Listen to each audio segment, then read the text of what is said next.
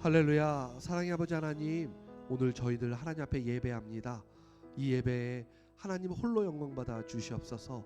주님 받은 그 영광의 자리에 저희가 참여하는 자들 되게 하시고, 그 하나님이 우리 마음 가운데 최고의 가치가 되는 귀한 시간 될 수 있도록 주여 인도하여 주시옵소서.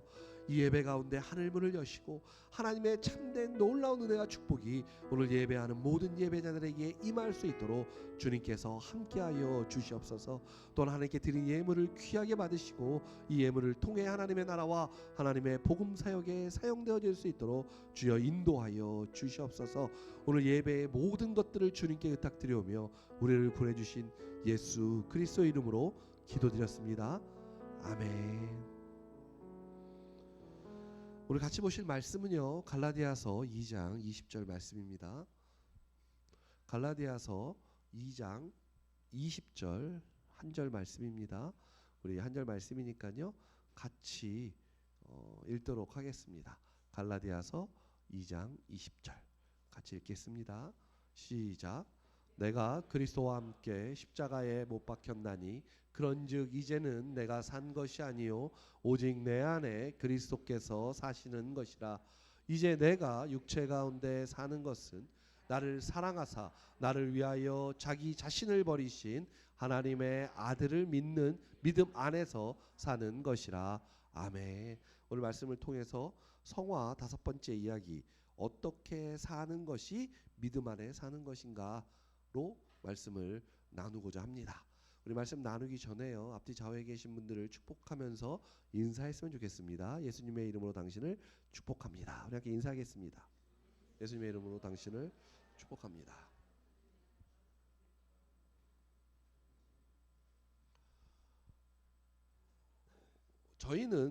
우리는 압니다. 구원이 하나님의 전적인 은혜듯이 성화도 전적인 하나님의 은혜라는 것을 우리는 압니다. 이런 은혜 속에 살기 때문에 우리의 믿음의 현실이 늘 승리할 것이라고 생각하지만 사실은 좀 다릅니다. 그러니까 하나님의 은혜로 받은 구원, 하나님의 은혜 속에 살아가고 있는 성화의 과정 가운데 있는 그리스도인들, 그렇기 때문에 우리가 늘 삶에서, 내 실제의 삶에서 승리해야만 해, 승리할 거야, 난 승리하는 사람이야 라고 생각하지만 사실은 조금 우리의 현실은 다르다라는 것이죠. 그래서 오늘 갈라디아서 2장 20절의 본문에 이제 내가 육체 가운데 사는 것은 나를 사랑하사 나를 위하여 자기 몸을 버리신 하나님의 아들을 믿는 믿음 안에서 사는 것이라. 내가 육체 가운데 사는 것은 내가 하나님을 믿는 믿음 안에서 사는 거다 라는 말씀을 하고 있습니다. 사실 이 말씀을 들으면 좀 더 고민이 되죠.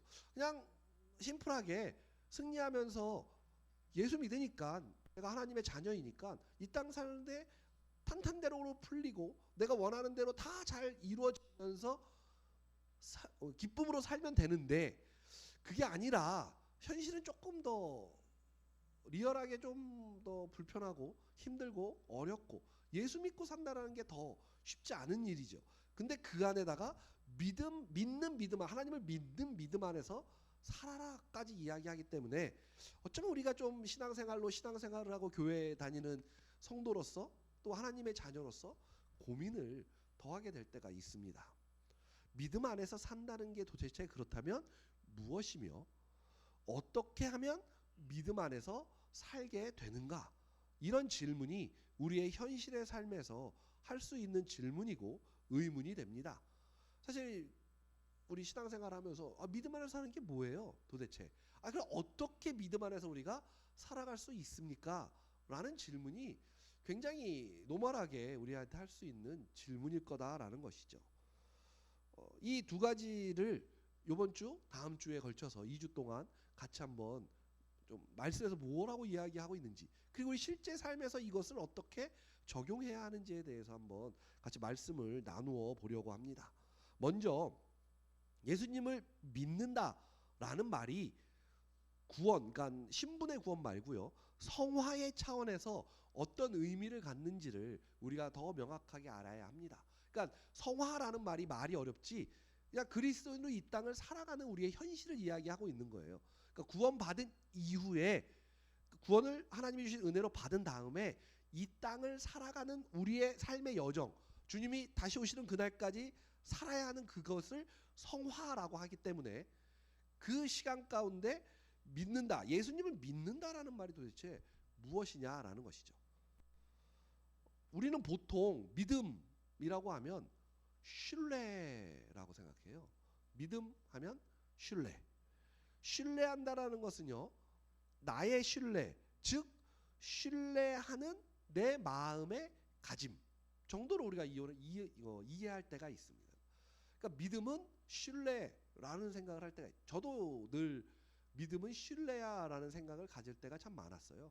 그래서 하나님 앞에도 우리가 믿음이라는 게 하나님과 나의 관계 속에 믿음이 있고, 사람과 사람과의 믿음이 있고, 또 가정 안에서 가족 간의 믿음이 있잖아요.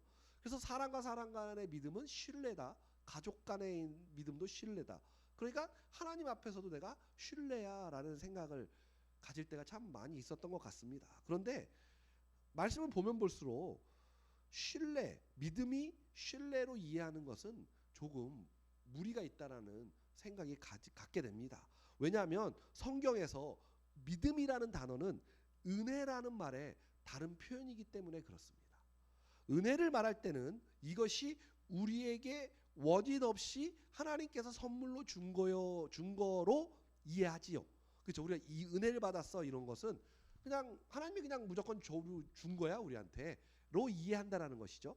근데 우리가 믿음이라고 하면 우리에게 원인이 있고, 그래서 내 원인에 따라서 책임이 있다는 생각을 쉽게 떨쳐버리기가 쉽지 않다라는 것입니다.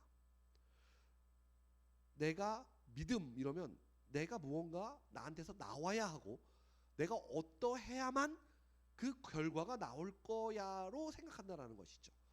그러나 분명하게 믿음 역시 은혜의 법칙 안에 들어가는 것을 성경이 말하고 있다라는 거예요. 그러니까 분명하게 믿음 역시 은혜의 법칙 안에 있다라는 것이죠. 로마서 4장 13절을 한번 볼까요? 로마서 4장 13절입니다. 아브라함이나 그 후손에게 세상의 상속자가 되리라고 하신 언약은 율법으로 말미암은 것이 아니요 오직 믿음의 의로 말미암은 것이니라, 이렇게 말하고 있죠. 이게 무슨 말이냐면 이 말씀에서는요, 율법과 믿음을 대조하고 있죠. 율법은 뭘까요?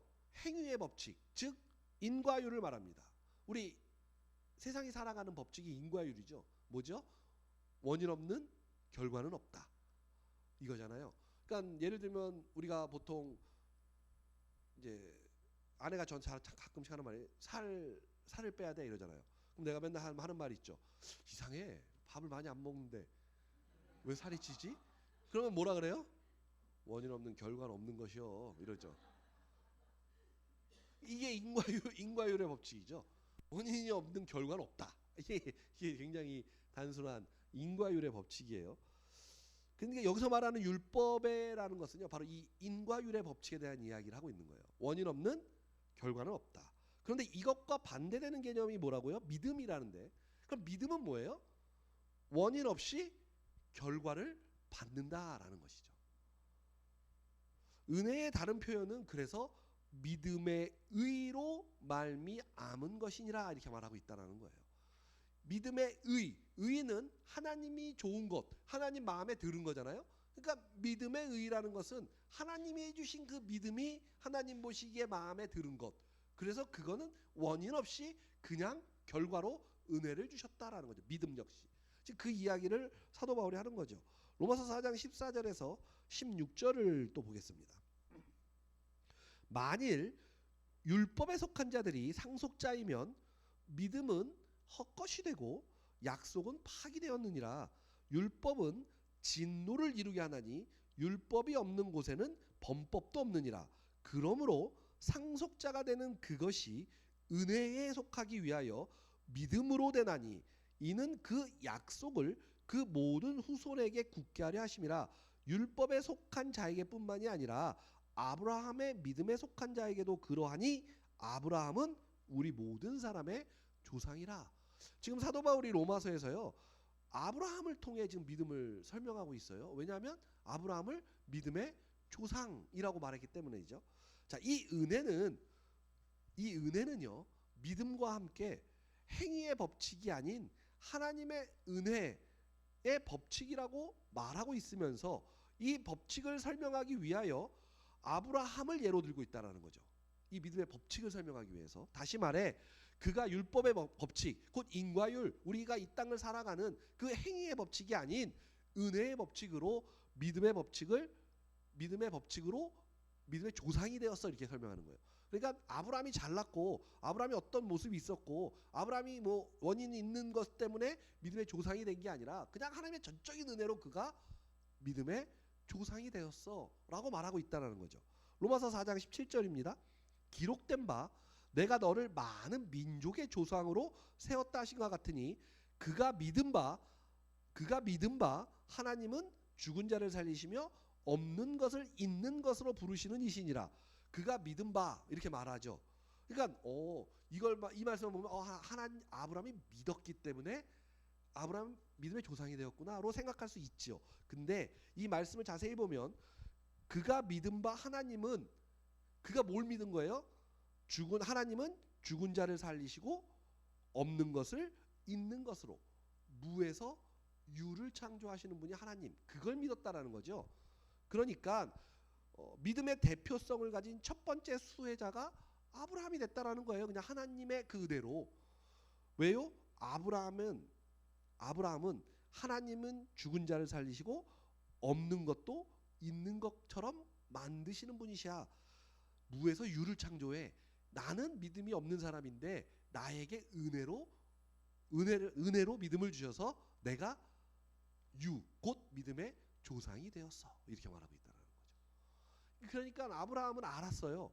내가 잘나서 내가 뭐가 있어서 나에게 무언가가 있어서 내가 믿음의 조상이 된 것이 아니라 그냥 하나님의 전적인 은혜로 하나님이 나를 첫 번째 수혜자로 삼아주셔서 내가 믿음의 조상이 된 거야. 원인 없이 결과를 만드시는 그 하나님의 법칙에 의하여 아브라함이 믿음의 조상이 되었다라는 것입니다. 우리가 아브라함을 볼 때 아브라함에게서 믿음의 원인을 찾으려고 하지 말고 하나님에게 원인이 있었음을 보라는 것입니다. 적용하면 우리가 이 땅을 살면서 내가 신앙인으로 살아가는데 내 일이 잘 안 풀려요, 자꾸. 그러면 나에게서 뭔가 원인을 찾으려고 하지 마시고 내가 무언가를 잘못했나? 내가 무언가를 뭘 어떻게 했나? 내가 뭘 어떻게 해야만 이게 잘 풀릴까로 보지 마시고 그 원인을 하나님에게 보라는 거예요. 우리의 믿음은요. 그래서 성경에서도 너희가 늘 하늘을 바라보라 이러고 말하는 거죠. 근데 신앙인들은 자꾸 인과율의 법칙이 우리한테 적용이 돼요. 그래서 내 일이 조금 안 풀리고 내가 뭔가 잘 안 되고 고난이 좀 있으면 자꾸 나를 봐요. 그래서 내가 믿음이 좀 없나? 내가 요즘 교회를 좀 안 나가나? 내가 하나님 말씀을 좀 안 보나? 내가 기도를 좀 안 하나? 이러면서 찾는 게 뭐예요? 기도하고 자꾸 뭐 말씀을 더 보려고 그러고 안 하던 짓을 하죠. 그러면 그게 풀리기를 바라는 거잖아요. 그러니까 내가 이 행동을 통해서 풀리기를 바라는 거죠. 그런 신앙의 패턴이 우리에게 늘 지속되어져 왔다라는 거죠. 근데 로마서에서 사도 바울이 오늘도 이야기하고 있는 건 그게 틀렸다는 거예요. 그런 게 아니라는 거죠. 너가 잘 인생이 안 풀리는 것 같아? 네가 뭐 문제가 있어? 그럼 뭘 보라고요? 하나님을 보라고요. 이게 무슨 말이에요? 하나님과 지금 너와의 관계가 어떤지를 확인해라는 거죠. 하나님을 봤더니 내가 하나님과의 관계가 지금 엉망진창이구나. 내가 하나님이 모든 걸 무에서 유를 창조하시는 그 하나님을 바라봐야 되는데 내가 무언가를 하려고 했구나로 우리가 인식한다라는 거죠. 그러니까 믿음은 하나님이 그렇게 은혜를 주셔서 우리가 삶을 살면서 하나님을 자꾸 바라보고 모든 원인을 하나님에게서 찾으려고 하는 그게 우리의 믿음의 모습이라는 거죠. 근데 안타깝게 많은 믿음 좋다고 하는 많은 분들이 다 원인은 나한테 찾으려고 해요. 내가 뭔가 잘못해서, 내가 뭔가 신앙생활을 제대로 안 하는 것 같아서. 그게 그게 아니라고 오늘 명확하게 이야기를 하고 있다라는 것이죠. 아브라함 역시도 그래서 아브라함이 뭐 나중에 뭐 이스마엘을 낳고 뭐 이런 잘못을 저지르죠. 다윗도 뭐 바세바를 범하고 뭐 이런 얘기들이 나오잖아요. 정말 많은 사람들이 잘못을 저지르지만 그것으로 인하여 그가 뭐 하나님의 자녀로서 뭐 자격이 박탈당한다든가 아니면 그가 뭐 완전히 뭐 지옥에 떨어질 인간이 되는 이러지 않다라는 거죠. 그럴 때마다 하나님은 요구하시는 게 나를 보렴. 너가 지금 나의 관계를 확인하렴이라고 이야기하고 계시다는 거죠. 그래서 우리도 신앙생활을 할 때요, 우리는 늘 하나님과 나와의 관계가 어떤지를 지금 확인해야 하는 것입니다. 내 뭐 인생의 문제가 안 풀리든 뭐 잘 풀리든 뭐가 됐든 이게 문제가 아니라 지금 내가 하나님과 어떤 관계에 있는가. 이게 믿음이라는 거예요. 이게 성화라는 거고요. 그건 하나님의 전적인 은혜로만이 부어진다라는 것입니다. 로마서 4장 18절 말씀을 한번 볼까요? 아브라함이 바랄 수 없는 중에 바라고, 그렇죠? 바랄 수 없는 중에 바라고 믿었으니 이는 내 후손이 이같으리라 하신 말씀대로 많은 민족의 조상이 되게 하려 하심이라. 아브라함이 바랄 수 없는 중에 바란 것은 믿음의 조상이 되리라는 거죠. 그러니까 본인이 믿음의 조상이 될 거라고 생각하지도 않았는데 믿음의 조상이 되었다라는 거예요. 그럼 바랄 수 없는 중에라는 표현은 아브라함이 자녀를 생산할 수 없는, 사라도 자녀를 생산할 수 없는 나이라는 것을 말합니다. 그러나 하나님은 뜬치 못할 것이 없는 분이시죠. 아브라함과 사라가 아이를 낳을 수 없었는데 많은 민족의 조상이 된 것은 본인들에게는 아무 원인이 없고 오직 하나님에게만 있음을 말하는 겁니다. 난 할 수 없었는데, 나는 물리적으로 아이를 가질 수 없는 그런 사람인데, 내 아내도. 근데 하나님이 그 일을 하실 수 있어. 왜? 하나님은 전지전능하시니까. 하나님은 무에서 유를 창조하시니까. 결국 아브라함이 하나님을 믿었다는 것은 결국 하나님만이 이유이고 하나님만이 원인이고 하나님만이 결과 만들어내시는 분임을, 그것을 믿었다는 거예요. 뭐 아기를 낳게 해줄 거야, 뭐 이걸 믿은 건데 그 마음의 중심은 하나님은 이유이고 하나님은 원인이시고 하나님은 결과야를 믿었다는 거죠. 전체를 다. 우리는 신앙생활을 할 때 어떻죠? 하나님께서 이 문제를 해결하실 거야를 믿죠. 자꾸 해결해 주실 거야만 믿어요. 해결해 주셔야죠. 이거 해결하실 거야 하나님이. 이게 믿음인지 안다는 거죠. 그것도 믿음일 수 있지만 그거보다 더 원하는 성화의 믿음은 이 일의 이유도 하나님이셨고 원인도 하나님이시고 결과도 하나님이실 거야를 믿는 것이 바로 아브라함의 믿음이었고, 그것이 우리에게 성화에 있는 우리들에게 원하는 하나님의 믿음이라는 것입니다. 근데 그 믿음은 하나님이 주시는 거다라는 거죠. 하나님, 아브라함이 하나님을 그런 분으로 알았다라는 뜻입니다. 그러면 아는 것이 믿는 것일까요? 맞긴 합니다. 성경이 말하고 있죠. 하나님을 아는 것이 믿는 것이긴 해요. 근데 그렇게 간단한 말은 아닙니다. 여기서 안다는 것은 아브라함이 하나님에 대해서 연구하고 하나님을 찾아가서 알았다는 뜻이 아니라 하나님이 아브라함에게 당신이 어떤 사람인 줄 나타내시고 알게 해주셨다라는 것입니다. 그러니까 안다라는 개념이 내가 가서 연구하고 내가 하나님을 찾아가고 내가 하나님께 막 부르짖어서 알아듣다는 게 아니라 아브라함은 하나님께서 다 보여주시고 나타나시고 나를 알게 해주셔서 내가 알았다라는 의미입니다. 하나님이 당신을 직접 우리에게 보이셨다라는 것입니다. 자, 이 대목에서 우리는 성화의 가장 중요한 포인트를 알 수 있는 거예요. 구원의, 그러니까 신분의 구원을 얻고 성화의 가정 가운데 수준의 구원으로 나아갈 때 하나님이 나에게 오셔서 하나님을 직접 보여주셔야 한다라는 거죠. 그럼 우린 질문하는 거죠. 그럼 나는, 성도님들은 어떠시냐는 거죠. 삶을 살면서 하나님이 직접 나에게 나타나셔서 하나님을 나에게 직접 보여주고 계시느냐라는 겁니다. 그게 있어야 하는 거예요. 그게 성화의 가정 가운데 있는 사람들이죠. 뭐 이렇게 짠하고 나타나시면 더 좋겠죠. 근데 그렇게도 나타나시기도 하시죠. 뭐 하나님은 뭐 전지전능하신 분이시니까 그러실 수도 있죠. 그러나 대다수는 하나님의 말씀을 통해서 우리에게 늘 이야기하고 계시다라는 거예요.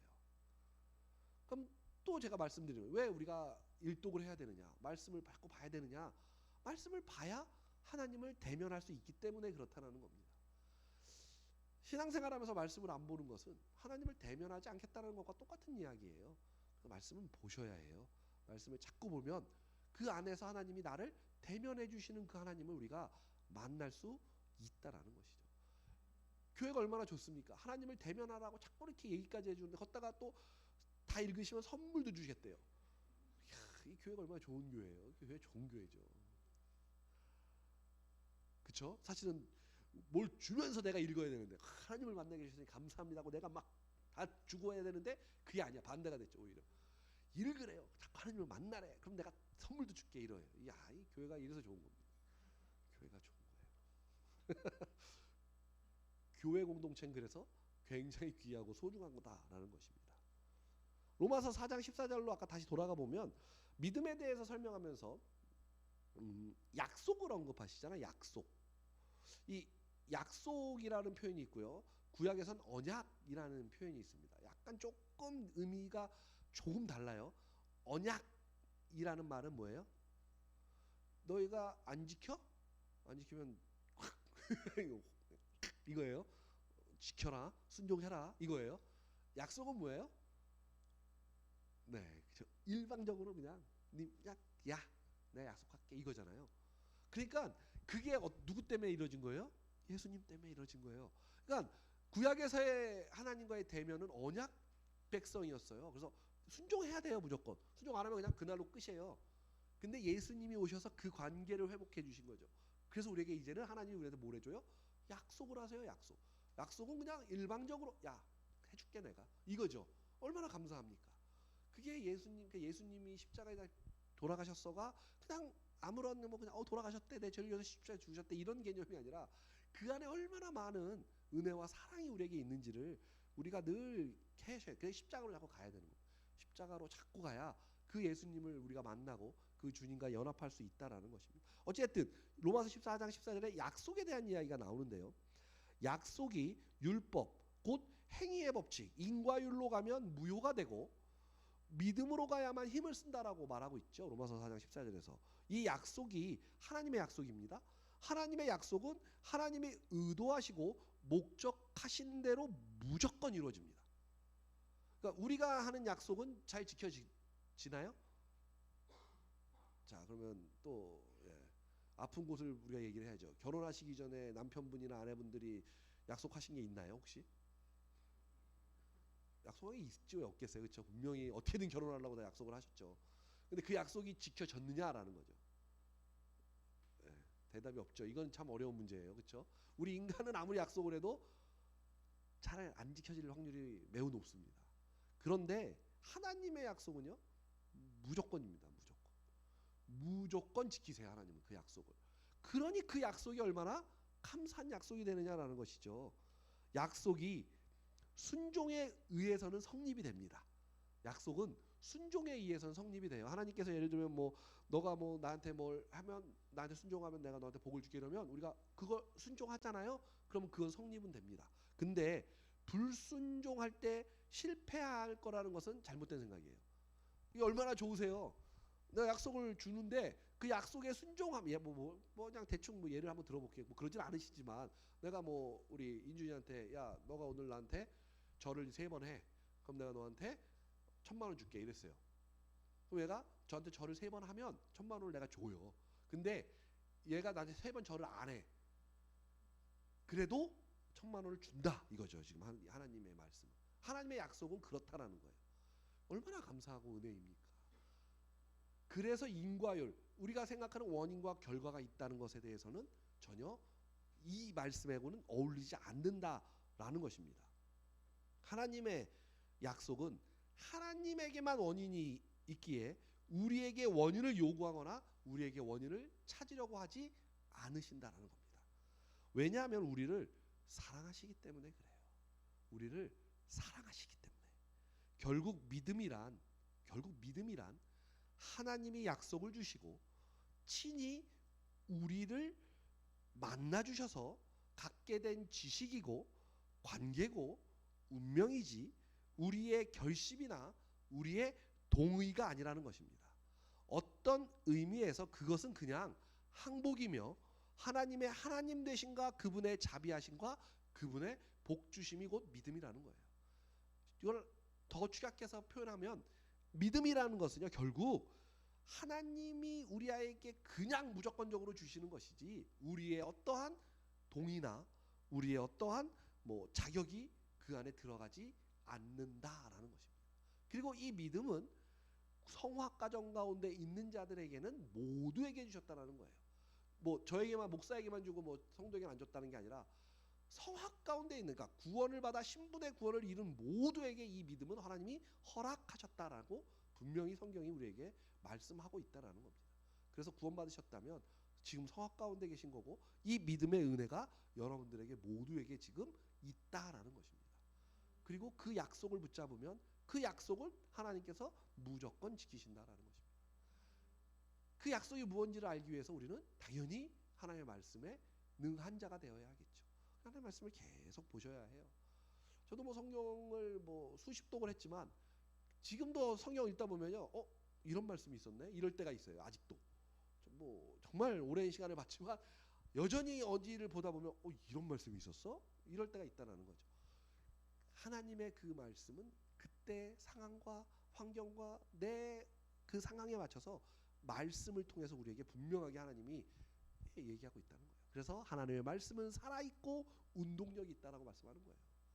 그 말씀이 우리의 심령과 골수를 팍 쪼개게 된다는 겁니다.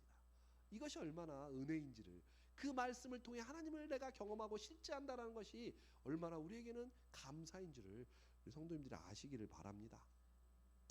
그러나 여기서 성경의 가르침에 조심해야 할 부분이 또한 있겠지요.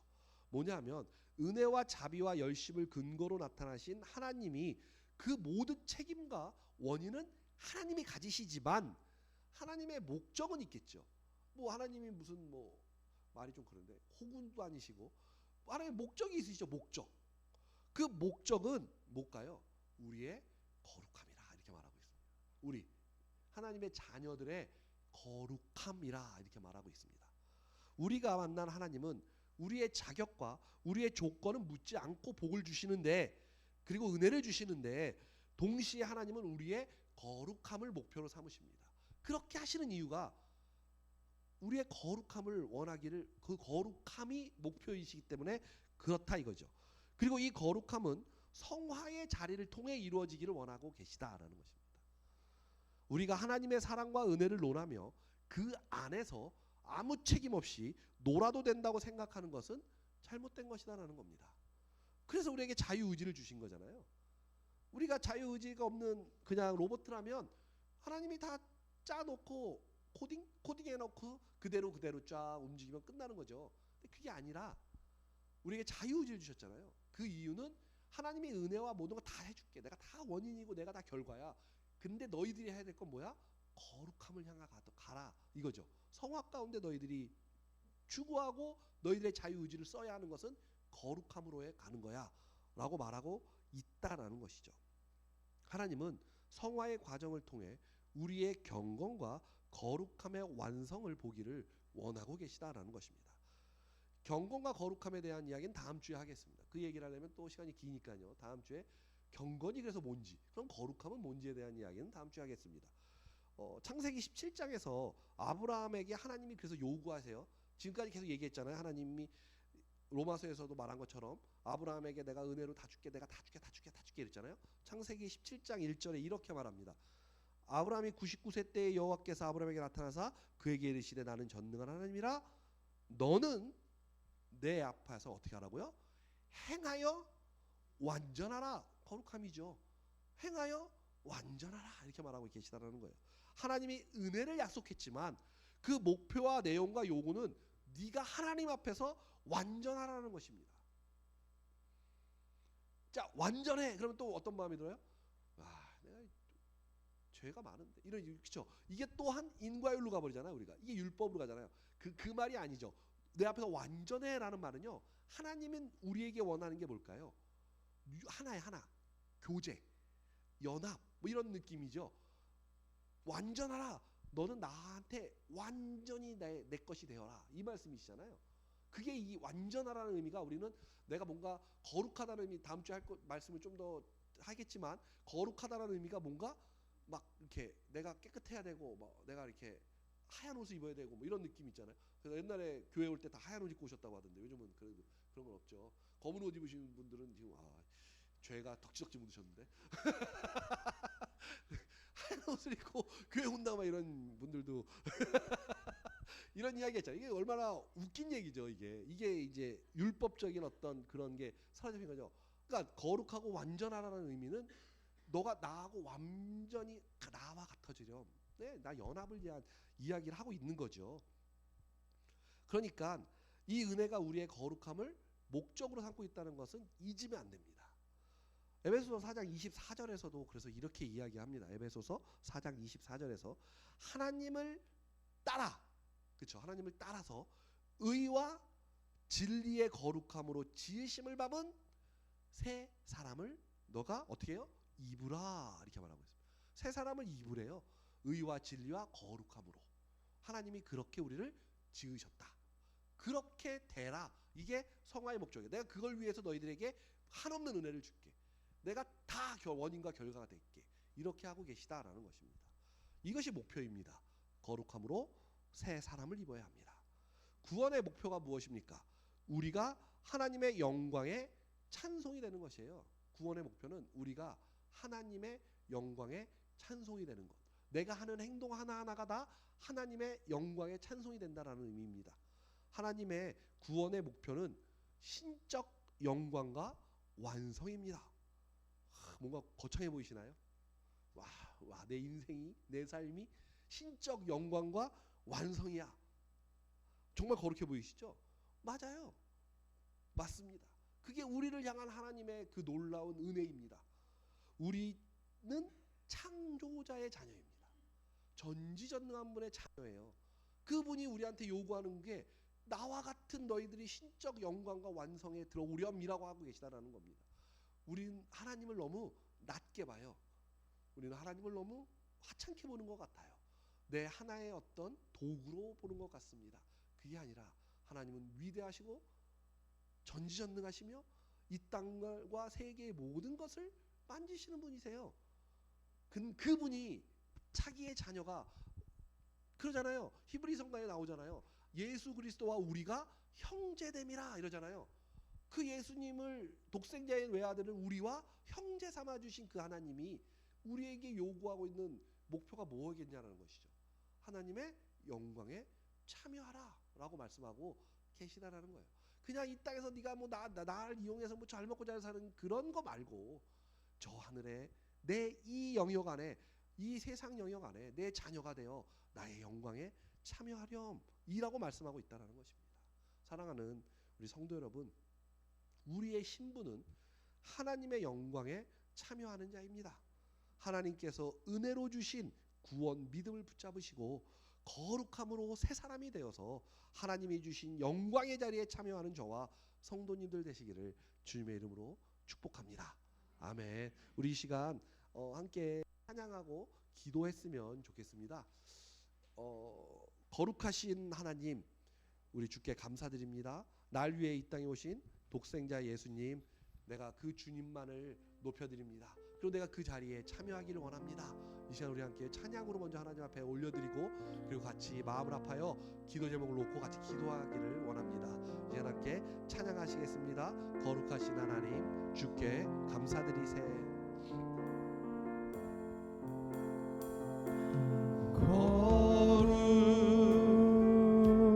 거룩하신 하나님, 주께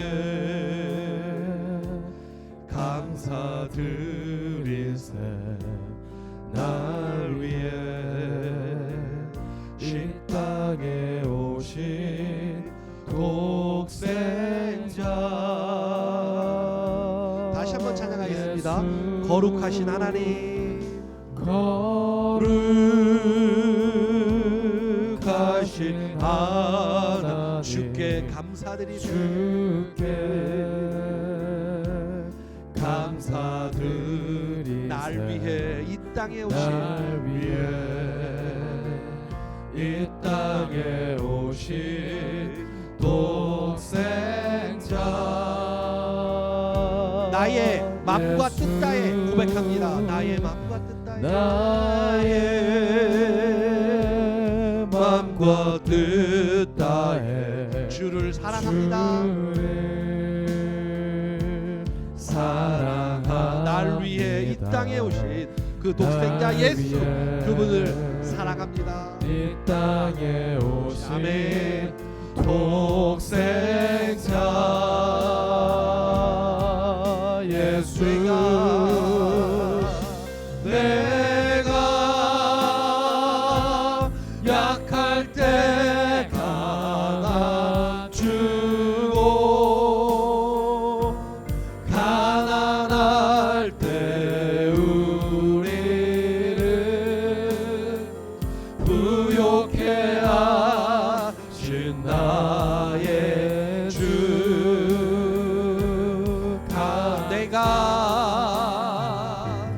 내가 약할 때 강함주고 가난할 때 우리를 부욕해 하신 한 번 더 찬양합니다. 나의 내가 주 약할 때 강함 주고 감사 내가 약할 때 강함 주고 가난할 때 우리를 부욕해 하신 나의 주 감사 이 시간 우리 함께 마음을 아파야 하나님 앞에 기도하도록 하겠습니다. 하나님 우리의 모든 삶 가운데 역사하시옵소서. 하나님 이 시간 우리의 은혜 가운데 있게 하시옵소서. 하나님이여 내 마음에 전부 되어 주옵소서. 이 시간 함께 하나님 앞에 기도하도록 하겠습니다. 다 같이 기도하시겠습니다. 사랑의 아버지 하나님, 하나님 이 시간 인도하시옵소서. 하나님의 이 시간 역사하시옵소서. 하나님의 이 시간 주님의 은혜가 임하게 하시옵소서. 나사렛 예수의 이름으로 명하노니 육신의 아픈 자들이 있다면 예수의 이름으로 치유함받게 하여 주옵소서. 아버지 하나님 이 시간 마음 가운데 어려움이 있는 자들이 있다면 예수의 이름으로 명하노니 모두 치유함받게 하여 주옵소서. 이 시간 하나님 영적으로 어려운 자들이 있다면 예수의 이름으로 명하노니 모두 다 영적으로 충만함 얻게 하여 주시옵소서. 하나님의 주님의 은혜를 기도합니다. 하나님의 시간 하나님의 은혜를 바라봅니다. 하나님의 시간 주님의 놀라운 만지심이 임하기를 원합니다. 주님의 큰 위대하심이 오늘 예배자들 가운데 임하게 하기를 원합니다. 하나님 역사하여 주옵소서. 하나님 인도하여 주옵소서. 하나님 이 시간 주님을 도와주옵소서. 하나님 이 시간 보여주옵소서. 하나님 이 시간 나타나시옵소서. 하나님 이 시간 우리의 마음과 심령과 삶 가운데 우리의 이 삶 가운데 실제 이 삶 가운데 하나님의 역사하시옵소서. 하나님의 인도하여 주옵소서. 붙잡아 주옵소서. 하나님의 보여 주시옵소서. 주님의 그 소망과 주님이 주시는 은혜와 주님이 보여주시는 그 삶이 우리의 모든 삶에 전부 되게 하여 주시고 그 주님만을 의지하고 나아가 우리 하나님의 역사하시옵소서. 하나님 붙잡아 주옵소서. 주님 도와주심을 믿습니다. 주님 인도하여 주심을 믿습니다. 주님 왜 주님의 그 주님 만나기를 원합니다. 하나님이여 이 시간 역사하여 주시옵소서. 주여 붙잡아 주시옵소서. 주님만이 이 시간 임하여 주시옵소서. 하나님의 놀라운 은혜가 이 시간 임하게 하여 주옵소서. 아버지여 역사하시고 은혜와 능력으로 덧입혀 주시고 하나님만이 내 삶의 전부됨을 고백하며 나가는 저희 모든 영혼 되어줄 수 있도록 주여 이 시간 축복하시고 아버지 한번 실제 되어 주옵소서. 만나 주시옵소서. 붙잡아 주옵소서. 주님 함께하여 주시옵소서. 주여 역사하여 주시옵소서. 주님을 의지합니다. 주님 붙잡아 주시옵소서. 할렐루야. 사랑의 아버지 하나님, 주님의 은혜를 구합니다. 하나님, 주님의 그 실제하는 그 만남이 이 시간 임하게 되기를 원합니다. 하나님 이 시간 간구합니다. 하나님 육신의 연약한 자들, 육신의 아픈 자들이 있다면 주 예수의 은혜로, 예수의 이름으로 치유함 받는 귀한 시간 되게 하여 주옵소서. 하나님 마음 가운데 아픈 자들이 있습니까? 마음 가운데 하나님 불안한 자들이 있고 두려운 자들이 있습니까? 이 시간 예수의 은혜를 통하여, 예수의 이름을 통하여 그것들 모두 치유함 받게 하여 주시옵소서. 하나님 영적으로 어려운 자들이 있습니까? 하나님 이 시간 하나님의 충만한 은혜가 임하게 하셔서 이제는 하나님이 내 삶의 전부가 되는 은혜가 그런 자들에게 임할 수 있도록 주여 이 시간 축복하여 주시옵소서.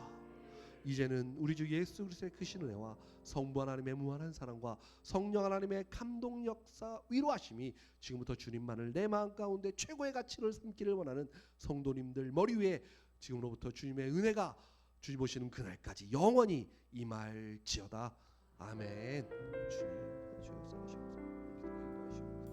주님 영원 받아주옵소서. 예수 그리스도의